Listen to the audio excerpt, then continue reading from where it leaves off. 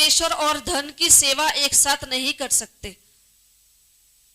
आप कितने ही वफादार हो परमेश्वर के, लेकिन आप अगर संडे ऑफ करके धन के पीछे जा रहे हैं परमेश्वर की महिमा को छोड़ करके, तो आप अभी भी सिद्ध नहीं हुए हैं, आपके अंदर अभी भी घटी है, आप परफेक्ट नहीं हैं। हालेलुया। कभी कभार टेस्टिंग आ जाती, परीक्षाएं आती हैं, आपके घर में दशवांश रखा हुआ है और आपको कोई अर्जेंट वर्क पड़ जाता है, अर्जेंट काम पड़ जाता है अपने घर के लिए। आप सोचते हैं और तो कहीं और पैसा रखा नहीं हुआ, मैंने जाना तो संडे को ही बीज देना है ना, संडे को ही दशवांश डालना है ना, चलो मैं आज दशवांश यूज कर लेती हूँ या यूज कर लेता हूं। क्योंकि शैतान मुंह फाड़ के खड़ा हुआ है, वो कभी आपको दशवांश बोने नहीं देगा, कभी भवन में बीज बोने नहीं देगा, कभी चर्च का रेंट नहीं देने देगा, क्योंकि उसको पता है कि जब आप लोग ये बीज बोगे, दशवांश बोगे, रेंट दोगे, तो आप लोग ब्लेस होंगे। तो उसकी हमेशा नजर रहती है कहां? दशवांश पे, बीज पे। हालेलुया। वो हमेशा वचन तोड़वाने की कोशिश करता है, वो हमेशा परमेश्वर के खिलाफत में ही चला है।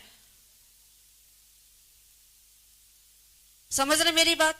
आपके घर में दशवांश रखा हुआ है और आपका कोई अर्जेंट काम आ जाता है जो सिर्फ पैसों से होना है, आप एकदम से उस दशवांश को निकालते हैं और अपना वो काम निपटाते हैं, ये भी गलत है।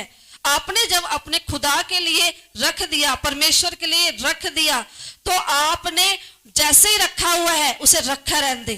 जो भी अर्जेंट काम आया है वो जरूरी एक परीक्षा के तहत हो सकता है परमेश्वर ने ही वो जरूरी काम निकाला हो कि देखो मेरा बच्चा दशवांश को हाथ लगाता है या नहीं लगाता है। हालेलुया।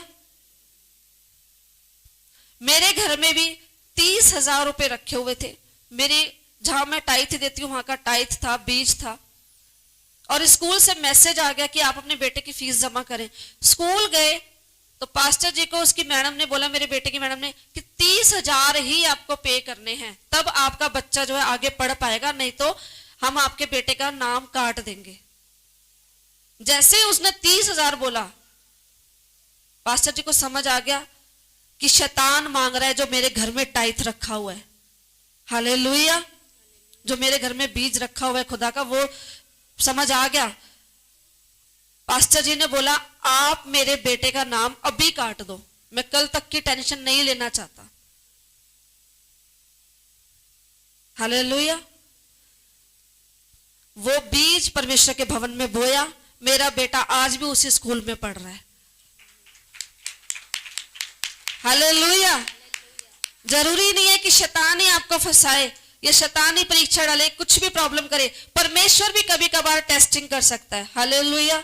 चर्च भवन में रेंट की जरूरत है, चर्च का रेंट देना है, और आपके घर में आपके घर के रेंट के पैसे रखे हुए हैं। इसी वक्त परमेश्वर भी टेस्ट कर रहा होता है कि मेरे भवन के लिए जरूरत है अभी, क्या मेरी बेटी, क्या मेरा बेटा अपने घर का रेंट का पैसा देता है?